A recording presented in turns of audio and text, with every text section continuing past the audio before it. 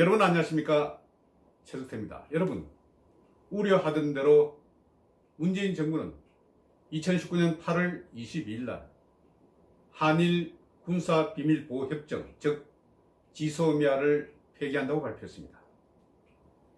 NSC 회의를 열어서 이같이 결정을 내렸습니다. 여러분, 왜 이런 짓을 하는지 정말 저는 걱정이 되지 않을 수 없습니다. 여러분, 국가안보란 게 그렇지 않습니까? 백날을 잘하다가 하루를 잘못하면 국가안보가 위험해질 수밖에 없습니다.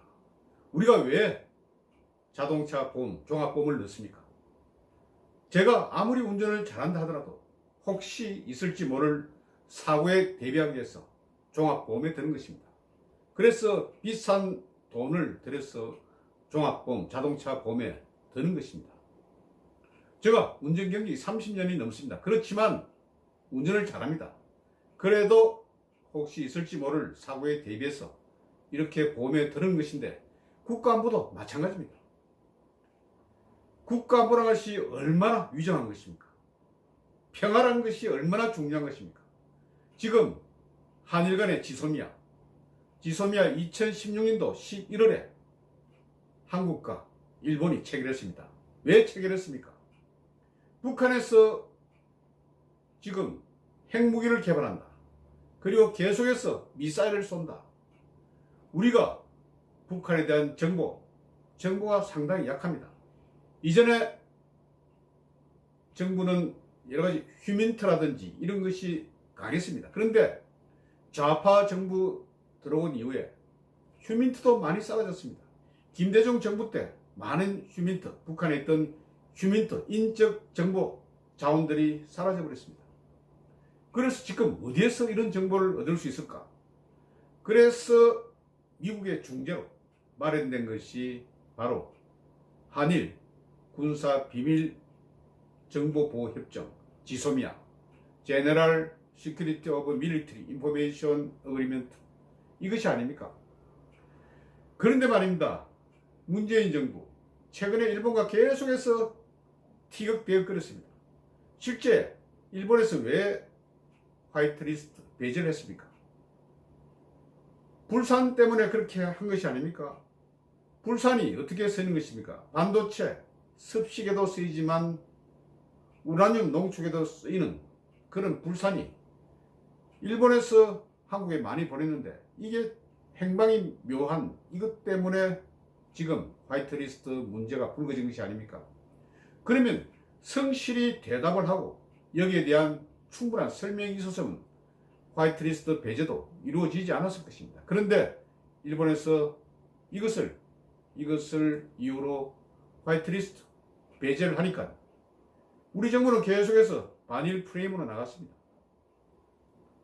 실제 여러가지 일본 상품 불매운동이라든지 일본 여행 안 하기, 민간 차원에서만 펼쳐진 것입니까? 그렇게 보십니까?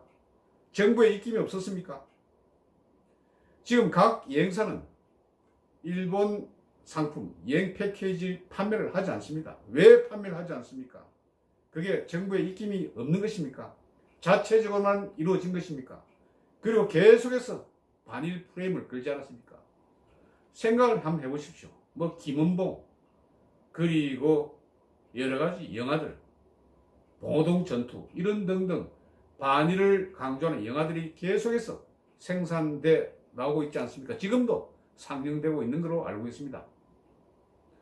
봉오동 전투 외에 다른 영화들도, 반일 영화들도 상영되고 있습니다. 이런 가운데 정부는 우려하는 대로 지소미아를 꺼냈습니다. 그리고 내년 1월 1일부터 시작되는 지소미아, 이것이 만일 24일까지 양국에서 별다른 타치가 없었으면 이것이 계속 이어지는 1년 상태로 계속 갱신하기 때문에 이어지는 그런 상태였습니다만은, 오늘 8월 22일 날 이것을 콕 집어서 그렇게 지소미아를 폐기한다, 그리고 일본에 통보를 하는 모양입니다. 일본에서도 깜짝 놀랐다고는 그런 외신 보도가 있습니다. 그런데 말입니다. 우리가 지금 제대로 된 군사 정보 위성이 한 대라도 있습니까? 깜깜이는 어떻게 처리할 것입니까? 미국의 협조가 없으면 도대체 북한의 정보를 알 수가 있습니까? 최근에 북한에서 쏜 미사일이 어떻게 날아가고 어떻게 제대로 궤적을 이루면서 날아가는지도 제대로 파악이 됐습니까? 지금 우리는 군사 정보 위성이 한 대도 없습니다. 그런데 일본은 무려 8대나 있습니다. 그래서 또 이지스함도 있습니다. 우리보다는 훨씬 북한의 모습을 많이 파악하는 그런 나라입니다.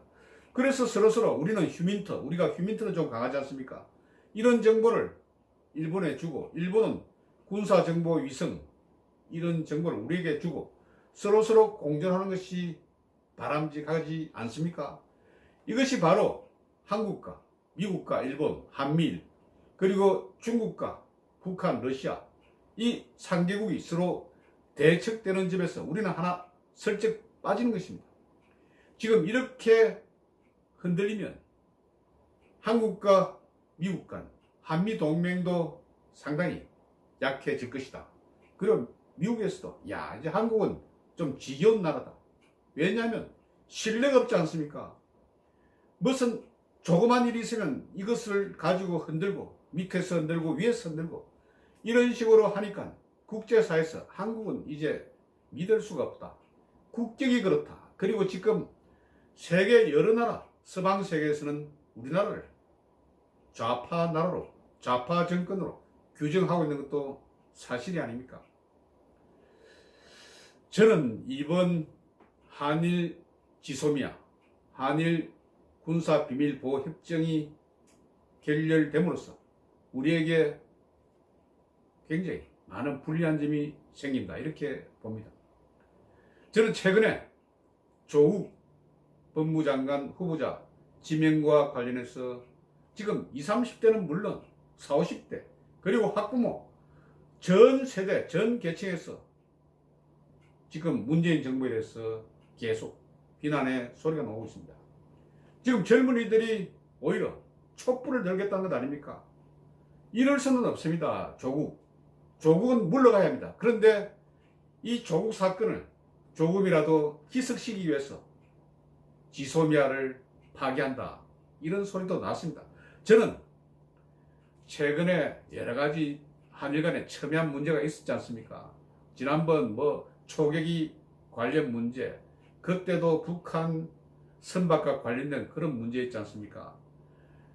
일본 초계기, 우리 군함과의 여러 가지 컨플릭트, 이 다툼 이런 부분에 있어서 지소미아가 상당히 지속되기가 어렵구나 이렇게 생각을 했습니다만은 결국 8월 22일 날 NSC를 열어서 여기에서 결정된 실제 논의가 있었다고 그러지만 문재인의 지시가 아니었겠습니까?